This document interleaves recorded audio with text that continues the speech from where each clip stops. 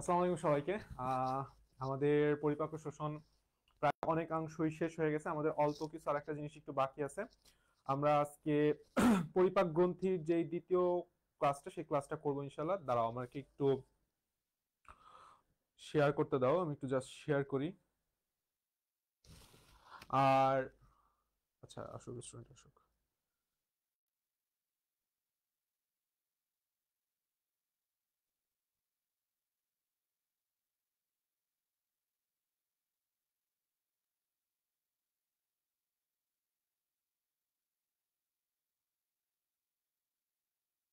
ওকে,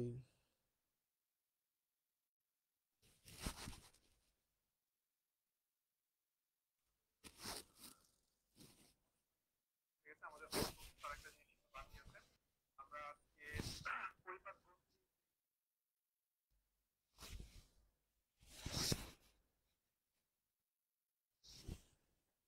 ওয়ালাইকুম আসসালাম তোরা। আচ্ছা, তোমাদের গতকালকে আমাদের মেডিকেল ভর্তি পরীক্ষা 24 বললাম হয়ে গেছে, এবং এই অধ্যায় থেকে বললাম দুইটা কোশ্চেন আসছে। দুইটা কোশ্চেন আসছে, আমরা সেটা সলভ অলরেডি বায়োলজিতে দিয়ে দিছি ইউটিউবে, একটু কাইন্ডলি দেখে নিও। আর সাদিয়া, ওয়ালাইকুম আসসালাম ভাইয়া, অনেকদিন পর সাদিয়ার সালাম পেলাম, থ্যাংক ইউ। ঘটনা ঘটছে হচ্ছে এখন আমরা আজকে অবশ্যই একটু বই নিয়ে খুলবা। তার আগে বলো, সেটা হচ্ছে এবারের মেডিকেলের পরীক্ষার যে বায়োলজি কোশ্চেনটা দেখছো কিনা, বায়োলজি কোশ্চেন গুলা দেখছো কিনা। আমি বললাম তোমাদের, তোরা বলছো ভাইয়া আপনার আজকে নিজ্ঞা নিজ্ঞা আছে, কালো বেশি লাগতেছে না লাইটের কারণে? লাইট তো সবগুলাই দিছি, আজকে হইতে পারে একটু কালো লাগতেছে, হইতে পারে। কালো জিনিস পড়ছি তো, আচ্ছা সমস্যা নাই। আচ্ছা, ঘটনা ঘটছে সেটা হচ্ছে আজকে বেশি কিছু তোমার সাথে পড়াবো না। আচ্ছা, দেখছো যেহেতু অলরেডি বললাম আমাদের কয়টা অধ্যায় পড়েছে, কোষ ও কোষের গঠন, তারপরে কোষ বিভাজন, কোষ রসায়ন, এটা দিয়ে মোটামুটি 6টা অধ্যায় পড়া হচ্ছে। তো এই যে 6টা অধ্যায়ের মধ্যে 5টা অধ্যায় থেকে তোমার অলরেডি অ্যারাউন্ড প্রশ্ন 4টা 5টা থেকে চলে আসছে, এবং তোমরা সেটা সলভ আশা করি করতে পারছো। আমি যেগুলি তোমাকে মোটামুটি পড়াইছি, তুমি জিনিসটা করলেই তুমি বুঝতে পারবা যে সেম ক্যাটাগরির প্রশ্নই আসতেছে। সো মেডিকেলের ভর্তি পরীক্ষা নিয়ে প্যানিক হওয়ার আসলে কিছুই নাই। যারা এবারের এবং সামনের বারও প্রায় সেম ক্যাটাগরি প্রশ্ন থাকবে, আমি যেমনে তোমাকে তোমাদের বলতেছি জাস্ট একটু সেইভাবে ফলো করে যাও, ঠিক আছে? আসো আমরা সরাসরি আমরা ক্লাসের মধ্যে ঢুকি। আর ক্লাসটা একটু শেয়ার করে দিও, ক্লাস শেষে আবার ডিলিট করে দিও, সমস্যা নাই। বিষয়টা হচ্ছে আজকে আমাদের অন্যতম গুরুত্বপূর্ণ একটা টপিক। টপিকটা হচ্ছে যকৃতের নিঃসরণ, যেটাকে বলা হয় হচ্ছে পিত্তরস। এবং পিত্তরস নিয়ে একটা গুরুত্বপূর্ণ কথা আমি তোমাকে বলছিলাম। পিত্তরস নিয়ে গুরুত্বপূর্ণ কথাটা হচ্ছে এই যে এই পিত্তরসটা তৈরি করে কে? যকৃত তৈরি করে। কিন্তু এই পিত্তরসটা যদি তোমাকে বলা হয় যে সঞ্চিত হয় কোথায়, সঞ্চিত হয় আমি বলছিলাম সেটা হচ্ছে পিত্তাশয়, তাই না? এইটুক কথা বললাম, আশা করি মনে আছে। পিত্তাশয় বা যেটাকে আমরা বলি গল ব্লাডার, ঠিক আছে? তো এইখানে এবার এখান থেকে খুবই গুরুত্বপূর্ণ কিছু প্রশ্ন আসছে। সেই প্রশ্নটা একটু খেয়াল করো, মেডিকেলের প্রশ্নটা আসছে, আমি সলভ করে দিব, সমস্যা নাই। সেটা হচ্ছে এই পিত্তরসের কিছু গুরুত্বপূর্ণ প্রশ্ন এখান থেকে এমসিকিউ হবে। এখান থেকে বললাম কোনো সিকিউ তোমাদের দিবে না, জাস্ট ফর এমসিকিউ। যকৃত কোষ থেকে নিঃসৃত পিত্তরস হচ্ছে হলদে সবুজ, আঠালো, তিক্ত স্বাদকারী ক্ষারীয় তরল পদার্থ। এবং এইটার যে পিএইচটা আছে, দেখো পিএইচটা খুবই খুবই খুবই খুবই ইম্পর্টেন্ট। 8 থেকে 8.6, 3 স্টার দিয়ে দাগাও, বইটা সামনে নিয়ে বসো। আজকে লেখালেখির কম, দাগানো বেশি, যেহেতু আমরা এমসিকিউ পড়বো, আমি বই দাগাই এমসিকিউ পড়াইতে স্বাচ্ছন্দ্য বেশি বোধ করি, এবং এটা স্টুডেন্টের কাজে লাগে। আচ্ছা, নিচের দিকে যে কথাগুলো আছে আমি বললাম অলরেডি এই কথাগুলা গত ক্লাসেই পড়াই দিছি। এখান থেকে কিচ্ছু তোমার লাগবে না, এখান থেকে কিচ্ছু লাগবে না। এই যে প্রশ্নটা পিত্তরসের যে কাজ, এইটা সিকিউতেও আমি লিখে দিছি, বললাম এটা বললাম আমার আগের লেখা। সিকিউতেও 3টা স্টার, এমসিকিউ। মজার ঘটনা হচ্ছে পিত্তরস চর্বি জাতীয় খাদ্যের কি করে? ইমালসিফিকেশন প্রক্রিয়ায় ক্ষুদ্র ক্ষুদ্র কণায় পরিণত করে। এইটা হচ্ছে মেডিকেল মেডিকেল 24-এর গতকালকের কোশ্চেন। দেখো হুবহু বইয়ের থেকে যেই লাইন থেকে আমি দাগাইতাম সেখান থেকে প্রশ্নটা আসছে। সো এখানে আসলে সেরকম কোনো প্যারা খাওয়ার কিছু নাই, ঠিক আছে? আচ্ছা, প্যারা খাওয়ার কিছু নাই। তুমি জাস্ট একটা জিনিস খেয়াল করো, সেটা হচ্ছে পিত্ত রস যেহেতু একটা ক্ষারীয় পদার্থ, এই ক্ষারীয় পদার্থটা লিপিডের উপর যখন পড়ে তখন লিপিড কণাগুলোকে ছোট ছোট ছোট ছোট সাবানের ফেনায় পরিণত করে। প্রসেসটার নামই হচ্ছে ইমালসিফিকেশন।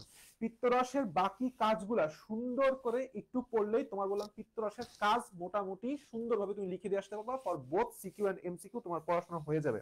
আচ্ছা, আসো এরপরে আমরা একটু দেখবো, সেটা হচ্ছে অগ্ন্যাশয়। অগ্ন্যাশয় নিয়ে খুবই গুরুত্বপূর্ণ কিছু কথা আছে। অগ্ন্যাশয়টা খুবই গুরুত্বপূর্ণ একটা কথা আছে, সেটা হচ্ছে আহ অগ্ন্যাশয়টা বা প্যানক্রিয়াস, এইটা একটা মরিচের মতো দেখতে। দেখতে কিসের মতো? মরিচের মতো, এবং গোলাপি বর্ণের। কি বর্ণের? গোলাপি বর্ণের। আলিম স্যারের প্রশ্ন ক্ষেত্রে এই জিনিসটা দিছে। ইয়েস, ইয়েস, হও ভক্ত হও। ভক্তদেরকে আমি ভালোবাসা দিলাম, ঠিক আছে? ভক্ত ভালোবাসা দিলাম। ঘটনা হচ্ছে এইটা যে এবারে টোটাল 30টা কোশ্চেন হয়েছে হচ্ছে আমাদের বোটানি জুলজির মিলায়, যার মধ্যে 22টা কোশ্চেন আসছে আমাদের হাসান আজমল থেকে, হাসান স্যার এবং আজমল স্যার থেকে। বাকি 8টা কোশ্চেন আসছে আলিম স্যারের বই থেকে, ইনক্লুডিং ফার্স্ট পেপার এবং সেকেন্ড পেপার। অর্থাৎ আলিম স্যারের এক্সট্রা ইনফো গুলাও বললাম তোমাদের জন্য জরুরি, জানা জরুরি। এবং আমি তোমাদের আজকে এই আলিম স্যারের এই অধ্যায়টা শেষে এক্সট্রা ইনফো শিটটা দিয়ে দিব। আর যারা যারা আলিম স্যারের বইটা কিনো নাই, kindly first paper second paper Alim স্যারের বইটা কিনে ফেলবা, ঠিক আছে? কাইন্ডলি আলিম স্যারের বইটা কিনে ফেলবা। এই আজকে তোরা শুরু করছিস কি? আজকে আকাশ ভরা তারা। আচ্ছা ঠিক আছে, আসো ঘটনা আসো। সেটা হচ্ছে তোমরা সেরা, আমি কিছুই না। আমরা একটু ভেতরের দিক তাকাও। সেটা হচ্ছে অগ্ন্যাশয় পাকস্থলীর নিচে অবস্থিত উদর গহ্বর ডিওডেনামের অর্ধবৃত্তাকার কুণ্ডলী ফাঁকা বস্তু প্লীহা পর্যন্ত বিস্তৃত লম্বাটে আকৃতির, কিসের মতো? মরিচের মতো, এবং গোলাপি ধূসর বর্ণের মাংসল একটি গ্রন্থি। এবং অগ্ন্যাশয় হচ্ছে একটা মিশ্র গ্রন্থি। এই জিনিসটা বললাম মেডিকেলে এমসিকিউ আসছিল। সেটা হচ্ছে মিশ্র বা মিক্সড গ্ল্যান্ড। কি কি আছে মাথায় রাখবা। ক্ষয়যুক্ত যে তিনটা আমাদের গ্রন্থি আছে, একটা হচ্ছে অগ্ন্যাশয়, একটা হচ্ছে অগ্ন্যাশয়, আর একটা হচ্ছে ডিম্বাশয়, ডিম্বাশয়, আর একটা হচ্ছে শুক্রাশয়, আর একটা কি? শুক্রাশয়। এই তিনটা হচ্ছে একই সাথে, এটাকে বলা হয় মিক্সড বা মিশ্র গ্রন্থি। কি গ্রন্থি? মিক্সড বা মিশ্র গ্রন্থি। দেখো তুমি যদি এই চিত্র দিক তাকাও, এইখানে একটা সুন্দর মতো অগ্ন্যাশয়ের মাথা, টোটাল বডি, লাস্ট একটা লেস পাওয়া যায়। এবং এর মাঝখান দিয়ে তুমি যদি একটু খেয়াল করো, আমি তোমাকে একটু দাগাই দিই, দাঁড়াও। মাঝখান দিয়ে একটা নালী গেছে, এই যে কালো কালারের যে নালীটা, এই নালীটার নাম হচ্ছে অগ্ন্যাশয় নালী। এর সুন্দর একটা নাম আছে, নাম হচ্ছে উইরসাং নালী। কি নাম? উইরসাং নালী বা ডাক্ট অফ উইরসাং গঠন করে। এটা ঢাকা ইউনিভার্সিটির কোশ্চেন যে উইরসাং নালী পাওয়া যায় কোথায়? উত্তর হচ্ছে অগ্ন্যাশয়। অগ্ন্যাশয়ের ভেতর দিয়ে যে নালীটা গেছে তার নাম কি? উইরসাং নালী। এইটুক পর্যন্ত পড়লেই হয়ে যাবে। এখন এখানে একটা কথা আছে, সেটা হচ্ছে কথাটা এরকম যে অগ্ন্যাশয়কে আমরা মিশ্র গ্রন্থি কেন বলি। এটা খুবই গুরুত্বপূর্ণ একটা ক্ষয়ের প্রশ্ন, এবং এখান থেকে এমসিকিউ আসে। কোশ্চেনটা কি? সেটা হচ্ছে, কোশ্চেনটা হচ্ছে অগ্ন্যাশয়, অগ্ন্যাশয় কে কেন মিশ্র গ্রন্থি বলে? কেমন? অগ্ন্যাশয়কে কেন মিশ্র গ্রন্থি বলা হয়? ঘটনা হচ্ছে অগ্ন্যাশয়ের যে গ্রন্থিটা, এটার দুইটা পার্ট থাকে। আমরা একটু চিত্র দিকেও দেখবো, তার আগে আমি জাস্ট একটু তোমাকে লিখে দেখাই নেই। এই অগ্ন্যাশয়ের গ্রন্থির দুইটা পার্ট থাকে। একটা হচ্ছে অন্তঃক্ষরা পার্ট, একটা কি বলা হয়? অন্তঃক্ষরা। আর একটা হইতেছে বহিঃক্ষরা। কি খরা? বহিঃক্ষরা। তো অন্তঃক্ষরা কি আর বহিঃক্ষরা কি? মেইনলি অগ্ন্যাশয়ের যেই পার্টটা থেকে আমাদের হরমোন রিলিজ হয়, কি রিলিজ? হরমোন রিলিজ হয়, সেই পার্টটাকে বলা হয় অন্তঃক্ষরা গ্রন্থি বা অন্তঃক্ষরা পার্ট। আর যেই পার্টটা থেকে আমাদের এনজাইম, এনজাইম রিলিজ হয় তাকে বলা হয় বহিঃখরা পার্ট, বা এর একটা সুন্দর নাম আছে, সুন্দর নাম আমরা পরবর্তীতে পড়বো, সেটা হচ্ছে একটু পরে আমরা পরবর্তীতে পড়বো, সমস্যা নাই।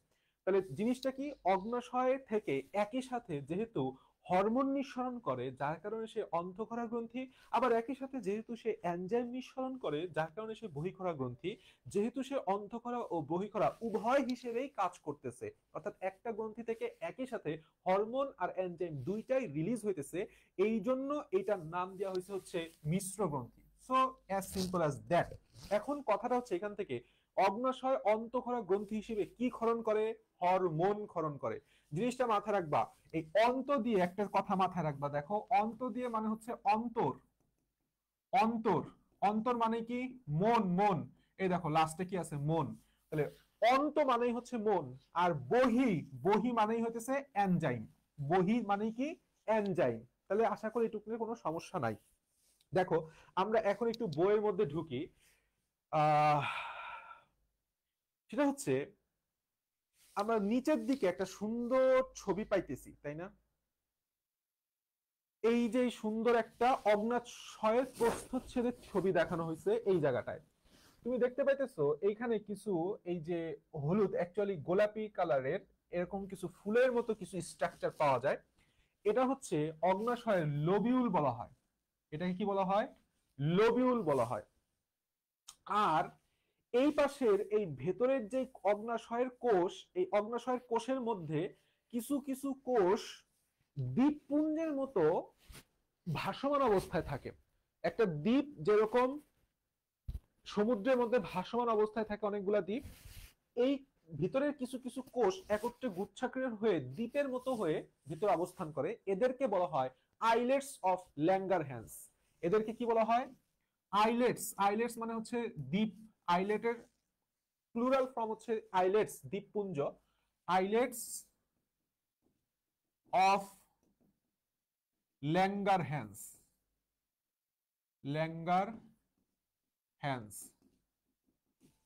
তুমি একটা জিনিস চিন্তা করো তাহলে, যে এই যে আইলেটস অফ ল্যাঙ্গারহ্যান্স, এই বাকি যে কোষগুলো আছে, ডেল্টা কোষ, গামা কোষ, বিটা কোষ, আলফা কোষ, এই যে তিনটা আলফা, বিটা, গামা, ডেল্টা, এই তিনটা চারটা কোষ মিলিত হয়ে দ্বীপের মতো হয়ে অবস্থান করে, এরাই হচ্ছে আইলেটস অফ ল্যাঙ্গারহ্যান্স। এবং সবচেয়ে গুরুত্বপূর্ণ যে কথাটা সেটা হচ্ছে, এরাই অ্যাকচুয়ালি অন্তঃক্ষরা গ্রন্থি হিসেবে বিভিন্ন হরমোন তৈরি করে। তার মানে ঘটনা হচ্ছে, যেটা লোবিউল, সেই লোবিউলটা হচ্ছে বহিঃক্ষরা হিসেবে, বহিঃক্ষরা পার্ট, বহিঃক্ষরা পার্ট হিসেবে কি ক্ষরণ করে? এনজাইম ক্ষরণ করে। আমরা বললাম অগ্ন্যাশয় রস নিঃসৃত এনজাইম গুলা পড়ে ফেলছি, তাই না?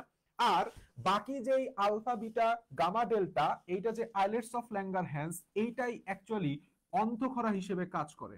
কি খরা হিসেবে? অন্তঃক্ষরা হিসেবে কাজ করে। কি রিলিজ করে? বিভিন্ন হরমোন রিলিজ করে। এই অন্তঃক্ষরা গ্রন্থি থেকে নিঃসৃত হরমোন, এইটা আমাদের এমসিকিউ এর জন্য ভেরি মাচ ইম্পর্টেন্ট। সো আসো, আসো আমরা ফার্স্ট অফ অল পড়বো, সেটা হচ্ছে উপরের দিকে বহিঃক্ষরা গ্রন্থি হিসেবে কাজ করে। তাহলে এই অগ্ন্যাশয় রসে বিভিন্ন কি আছে, ছোট ছোট যে ফুলের মতো হলুদ কালার, অ্যাকচুয়ালি এটা হচ্ছে গোলাপি কালার হবে। এই গোলাপি কালারের পার্টটাই হচ্ছে আমাদের অন্তঃক্ষরা পার্ট। এই পার্টটাই হচ্ছে, সরি, বহিঃক্ষরা পার্ট, এবং এদেরকে বলা হয় হচ্ছে লোবিউল। এদেরকে কি বলা হয়? লোবিউল বা অ্যাসিনাস। লোবিউল বা অ্যাসিনাস একই কথা, মেইনলি অ্যাসিনাস বলা হয়। তাহলে অ্যাসিনাস পাওয়া যায় কোথায়?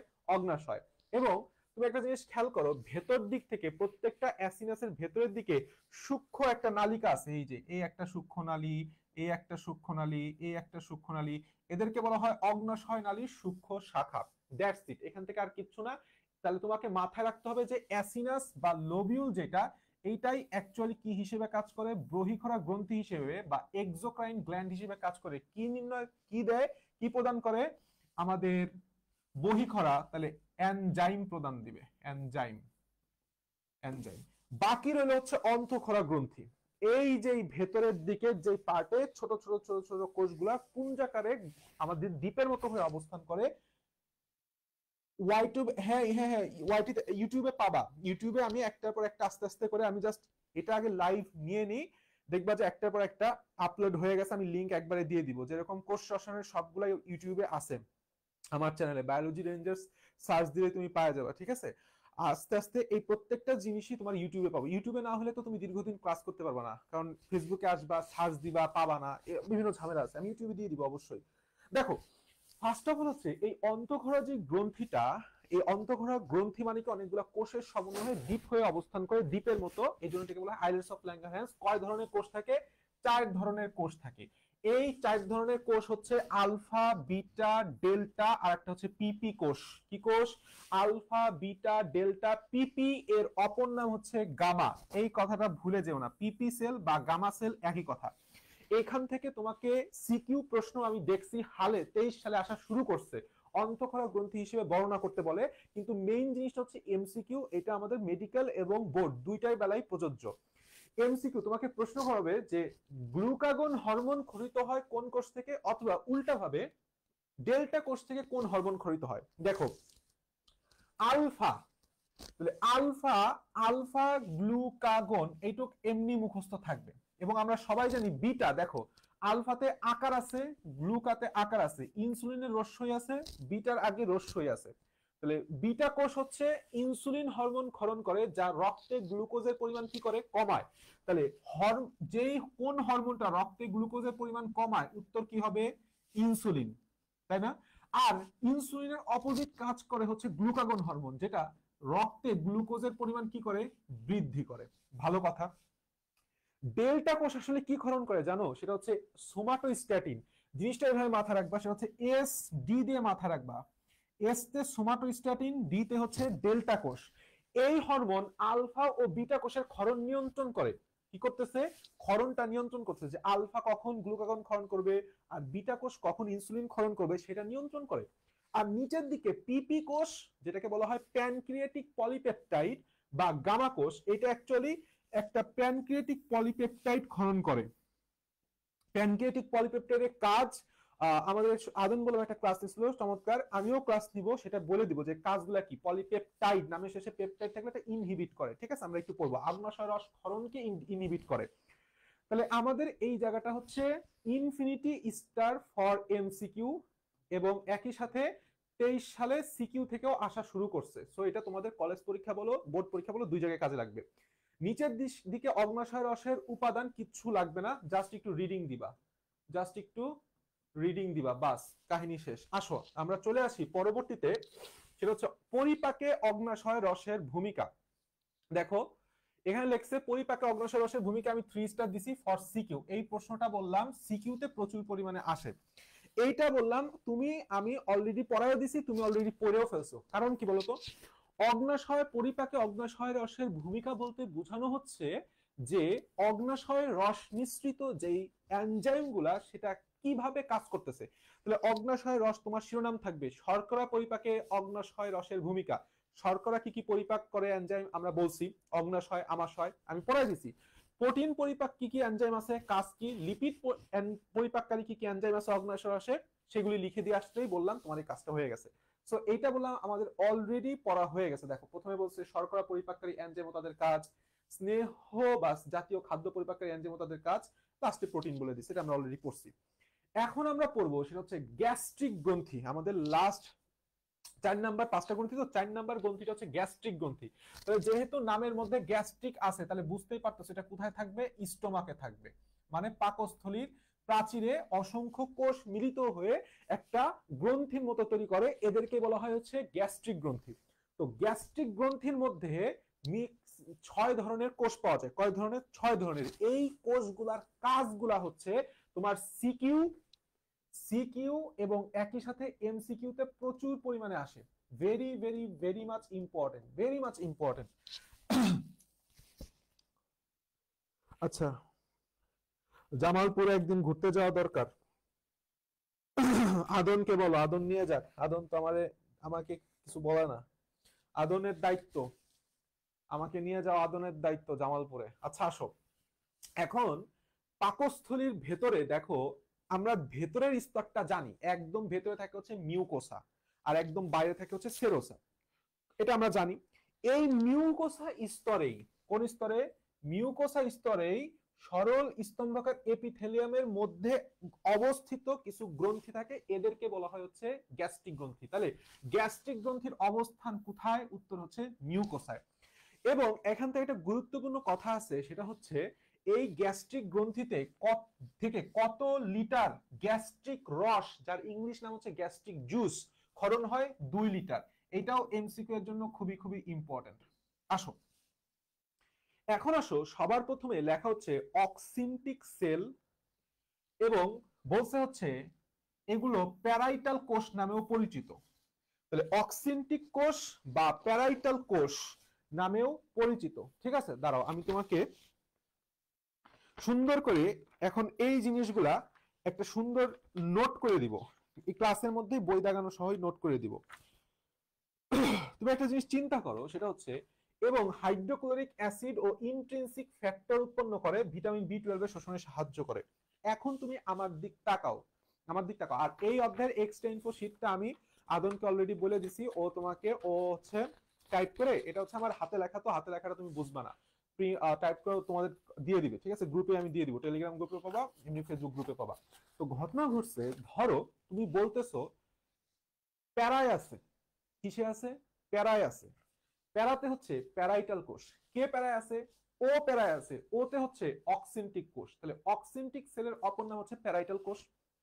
কেন প্যারায় আছে? বলতেছে তার খুব গ্যাস হয়েছে পেটে। গ্যাস কখন হয়? হাইড্রোক্লোরিক অ্যাসিড বাড়লে। তাহলে ও প্যারায় আছে কারণ কি? হাইড্রোক্লোরিক অ্যাসিড বাড়ছে তার। তাহলে হাইড্রোক্লোরিক অ্যাসিড নিঃসরণ করতেছে, কাজ শেষ। এবং তুমি বলতেছো এই হাইড্রোক্লোরিক অ্যাসিড যে ক্ষরণ হচ্ছে, এটা কি দেহের ভেতরে না? তাহলে দেহের ভেতরে না মানে কি? ইন্ট্রিনসিক, তার মানে ইন্ট্রিনসিক ফ্যাক্টর উৎপন্ন করে। এবং এই জিনিসটা মনে রাখতে হবে, ইন্ট্রিনসিক ফ্যাক্টর কি করে? ভিটামিন বি12 শোষণে সাহায্য করে। এটা একটু মুখস্থ রাখো। তাহলে তুমি মনে রাখবা ও প্যারায় আছে, ওতে অক্সিনটিক সেল, প্যারাতে প্যারাইটাল কোষ। অক্সিনটিক সেলের অপর নাম প্যারাইটাল কোষ। কাজটা কি? প্যারায় আছে কেন? কারণ তার পেটে খুব ব্যথা করতেছে, গ্যাস্ট্রিক হয়েছে, হাইড্রোক্লোরিক অ্যাসিড হচ্ছে তার ক্ষরণ বাইরে গেছে, হাইড্রোক্লোরিক অ্যাসিড ক্ষরণ বেড়ে গেছে। তার মানে প্যারাইটাল কোষ বা অক্সিনটিক কোষের কাজ হচ্ছে হাইড্রোক্লোরিক অ্যাসিড ক্ষরণ করা। হাইড্রোক্লোরিক অ্যাসিড দেহের ভেতরে না বাইরে? ভেতরে। তাহলে ইন্ট্রিনসিক ফ্যাক্টরও তৈরি করা, যেটা ভিটামিন বি12 শোষণ সাহায্য করে। মুখস্থ হয়ে গেছে। 2 নম্বর কোষ দেখো, মিউকাস কোষ। ইজি, সেটা হচ্ছে মিউকাস উৎপন্ন করে। সহজ কথা, পিচ্ছিল জাতীয় জিনিস, যাবতীয় জিনিস বলতে গেলে পরিপাকে মিউকাস বোঝায়। তাহলে নামের সাথে মিল আছে, মিউকাস কোষ মিউকাস ক্ষরণ করে। এরপরে 3 নম্বর কোষটা হচ্ছে আর্জেন্টাফিন কোষ। এর কাজ কি? এর কাজ হচ্ছে সেরোটোনিন নিঃসরণ করে, যা পাকস্থলী প্রাচীরে অবস্থিত পেশিগুলো বা ছন্দময় সংকোচনে পেরিস্টালসিস নিয়ন্ত্রণ করে। আচ্ছা, একটা জিনিস খেয়াল করো, সেটা হচ্ছে তুমি বলতেছো যে আর্জেন্ট, কি করতে হবে? আর্জেন্ট। এরপরে তুমি বলতেছো সেটা হচ্ছে সেরোটোনিন। তাহলে নামের সাথে একটা খুব চমৎকার মিল আছে। দেখো, তুমি বলতেছো কাউকে, সে যে তুমি ধরো একজন অ্যাক্সিডেন্ট করছে, তো তুমি বলতেছো তুমি আর্জেন্ট সেরে উঠো। কি উঠো? আর্জেন্ট সেরে উঠো। মানে আর্জেন্টে হচ্ছে আর্জেন্টাফিন কোষ, আর সেরে উঠো যে দ্রুত সুস্থ হয়ে ওঠো, মানে কি আর্জেন্ট সেরে উঠো। সেরেতে হচ্ছে সেরোটোনিন কোষ। তাহলে তোমাকে প্রশ্ন যদি বলে সেরোটোনিন কে ক্ষরণ করে, তোমার মাথায় হিট ক্লিক করবে যে আর্জেন্ট সেরে উঠা পড়াইছিলাম। তাহলে এই আর্জেন্ট হচ্ছে আর্জেন্টাফিন কোষ। তাহলে সেরোটোনিন কে ক্ষরণ করবে। এটা খুবই ইম্পর্টেন্ট একটা এমসিকিউ। আর একটা কথা, এটা বললাম পুরাতন বইয়ের সাথে মিলবে না, নতুন বইয়ের এই জায়গাটায় আপডেট হয়েছে, আমি বললাম নতুনটাই পড়াচ্ছি। এরপরে কোষটা আছে হচ্ছে জাইমোজেনিক কোষ। তো জাইমোজেনিক কোষের কাজগুলো আমি এইভাবে পড়াই, সেটা হচ্ছে আর্মির চিফ আছে না, ধরো একজনের জামাই হচ্ছে আর্মির চিফ, তো চিফ জামাই, চিফতে হচ্ছে জাইমোজেনিক কোষের অপর নাম হচ্ছে চিফ কোষ। জামাইতে হচ্ছে জাইমোজেনিক কোষ। ঠিক আছে, এরপরে খুবই গুরুত্বপূর্ণ, চিফ জামাই পেপসি, পেপসিলয়। তাহলে পেপসিতে কি বলতো? পেপসিনোজেন তৈরি করে। আমরা পড়ছি না পাকস্থলীতে পেপসিনোজেন আসে, সেটা হাইড্রোক্লোরিক অ্যাসিড দ্বারা পেপসিনে পরিণত হয়। তো ওই পেপসিনোজেনটা ক্ষরণ করবে হচ্ছে জাইমোজেনিক কোষ। চিফ জামাই পেপসিলয়, তাই লাস্টে কি থাকে? লয়। লয়টা হচ্ছে গ্যাস্ট্রিক লাইপেজ তৈরি করে। তাহলে বললাম আমাদের 4টা কাজ খুবই ইজিতে আমি মুখস্থ করাই দিছি, জাস্ট মাথায় রাখবা। কি কি আবার একটু মনে করাই দেই। ও প্যারায় আছে কারণ তার পেটে অনেক হাইড্রোক্লোরিক অ্যাসিড আসছে, hydrochloric acid intrinsic factor. Mucus কোষ মিউকাস তৈরি করে, আর্জেন্ট সেরে উঠো এবং জাইমোজেনিক চিফ জামাই পেপসিলয়। শেষ। আসো এরপর একটা কথা আছে, আরো দুইটা কোষ, সেটা হচ্ছে গ্যাস্ট্রিন কোষ। দেখো গ্যাস্ট্রিন লিখতে হলে কি লিখতে হয়, জি দিয়ে শুরু করতে হয়, তাহলে এর অপর নাম হচ্ছে 100% জি কোষ। তাহলে গ্যাস্ট্রিন কোষের অপর নাম জি কোষ, মুখস্থ হয়ে গেছে। তাহলে কি ক্ষরণ করবে, গ্যাস্ট্রিন নামক হরমোন ক্ষরণ করবে, নামের সাথে তার কাজের মিল। গ্যাস্ট্রিন কোষ কি হরমোন ক্ষরণ করবে, গ্যাস্ট্রিন নামক হরমোন ক্ষরণ করে, যা গ্যাস্ট্রিক গ্রন্থিকে এনজাইম এবং এইচসিএল ক্ষরণে উদ্দীপ্ত করে। কথা বোঝা গেছে। লাস্ট অফ অল আছে এন্টেরোক্রোমাফিন কোষ।